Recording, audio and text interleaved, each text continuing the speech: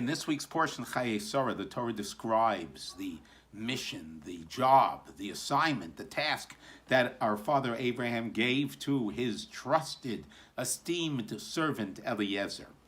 And the mission was to find the proper wife for Abraham's son Yitzchak, who would be the next father of the Jewish nation. Abraham made detailed stipulations with Eliezer, and he required Eliezer to swear that he would not deviate.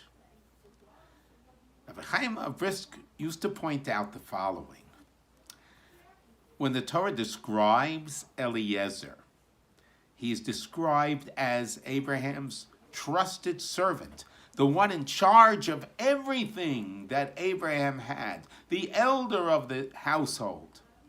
So, from the Torah's description, Abraham trusted Eliezer with everything. So, if he trusted Eliezer so much, as the Torah describes who Eliezer was, why did he make him swear when he gave him the assignment to find the proper wife for Isaac? Did Abraham trust Eliezer? Of course he trusted Eliezer. Abraham's fabulous wealth, all his holdings, were in the hands of Eliezer. So Chaim of Brisker pointed out that there's a beautiful, beautiful message here.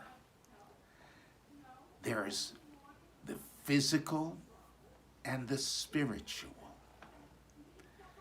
Abraham trusted Eliezer, yes, with his money, with the entire estate, running the household in every way, yes.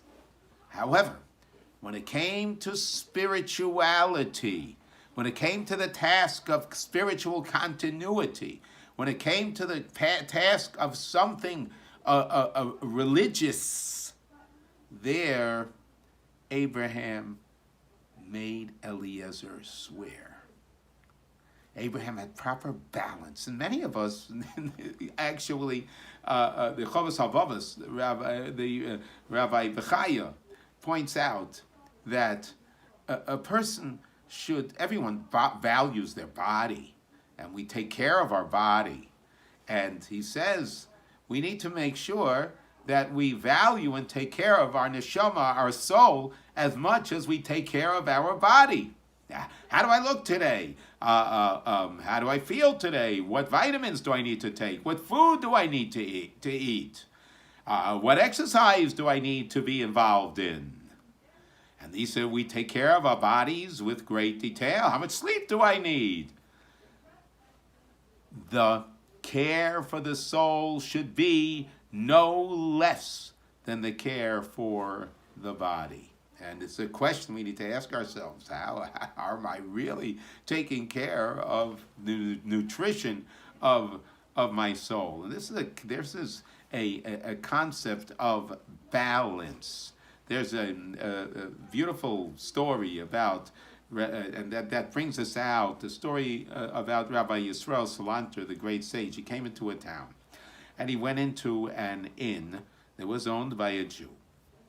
The Jew sees that this rabbi come in, and he's a good-looking rabbi with a beard, and so he says to this rabbi, that's the hotel owner, he says, "Are you a shochet? Do you know how to do you slaughter animals? I'll tell you why. Because I have a cow, needs to be slaughtered for meat, and I just don't want to schlep into the city. And if you're a shochet, please, could you do it for me?" So Rabbi Yisrael Salanter says, "You know what? I'm not a shochet. I can't do it."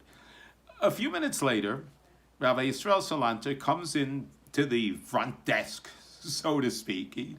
He says to the innkeeper, he says, "Can you lend me a ruble, please?" And the innkeeper says, "Lend you a ruble? I don't even know who you are." So, you just came into town. Rabbi Yisrael Salanter said, "Excuse me, to slaughter an animal, that the laws of kosher are so detailed, and that a person needs to be a real God-fearing person to be a person who slaughters animals and prepares them for kosher. You don't even know me. You never saw me in your life, and you say you're ready to give me your animal to slaughter. But I ask you for a loan of 1 ruble. And you say to me, I don't know who you are. Well, how did you ask me to slaughter your animal? You don't know who I am?